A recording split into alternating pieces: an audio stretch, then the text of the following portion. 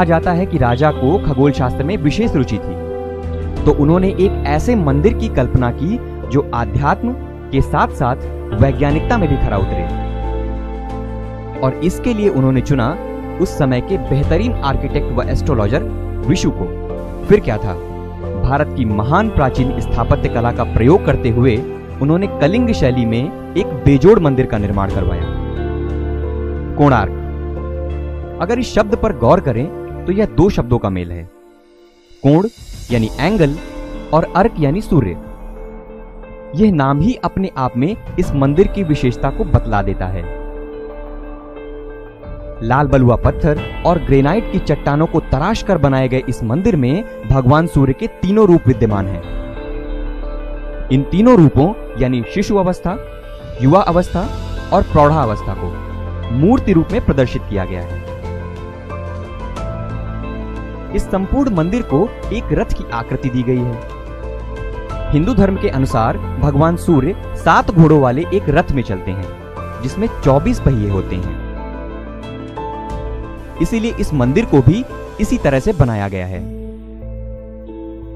इस मंदिर को 3 भागों में विभाजित किया गया है। गर्भगृह, जिसे देउल कहा जाता है, जो कि मुख्य मंदिर है, मंडप यानी जगमोहन और नृत्य गृह। समय समय के साथ इस मंदिर का लगभग 80% भाग टूट चुका है। नृत्य गृह के अब अवशेष ही बचे हैं, परंतु मुख्य मंदिर का कुछ भाग अभी भी शेष है, जिसमें मूर्तियां रखी गई हैं।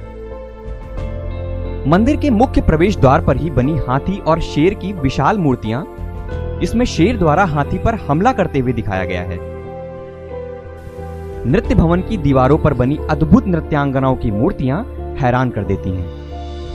इन नृत्यांगनाओं को देवदासी कहा जाता था, जो पारंपरिक नृत्य प्रस्तुत करती थी। इस मंदिर में लगभग 277 देवदासियों की मूर्तियां हैं, जिनमें उन्हें अलग अलग मुद्रा में नृत्य करते हुए दिखाया गया है। इस मंदिर में कुछ मिथुन आकृतियां भी हैं, जिसके कारण इस मंदिर को उड़ीसा का खजुराहो भी कहा जाता है। इस मंदिर की खास बात यह है कि सूर्योदय के समय पूर्व से आती हुई सूर्य की किरणें नृत्य हाल और मंडप को पार करती हुई सीधे गर्भगृह में रखी मूर्तियों पर पड़ती हैं, और गर्भगृह का अंदरूनी भाग प्रकाशमान हो जाता है। कुछ इतिहासकार मंदिर के क्षतिग्रस्त होने के पीछे का कारण बाह्य आक्रांताओं को बताते हैं। कहा तो यह भी जाता है कि राजा नरसिंह देव की अकाल मृत्यु हो जाने के कारण मंदिर का पूरा निर्माण हो नहीं पाया और मंदिर अस्थिर होने के कारण ढह गया।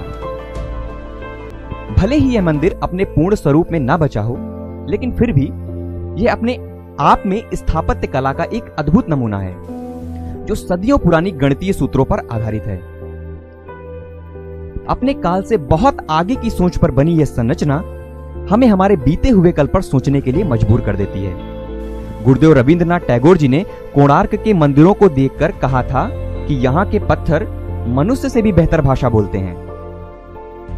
यह मंदिर सिर्फ एक मंदिर ही नहीं, बल्कि एक खगोलीय उपकरण यानी एस्ट्रोनॉमिकल इंस्ट्रूमेंट है, जो आकाश में चल रही सूर्य की संपूर्ण यात्रा का विवरण मनुष्य को समझाता है।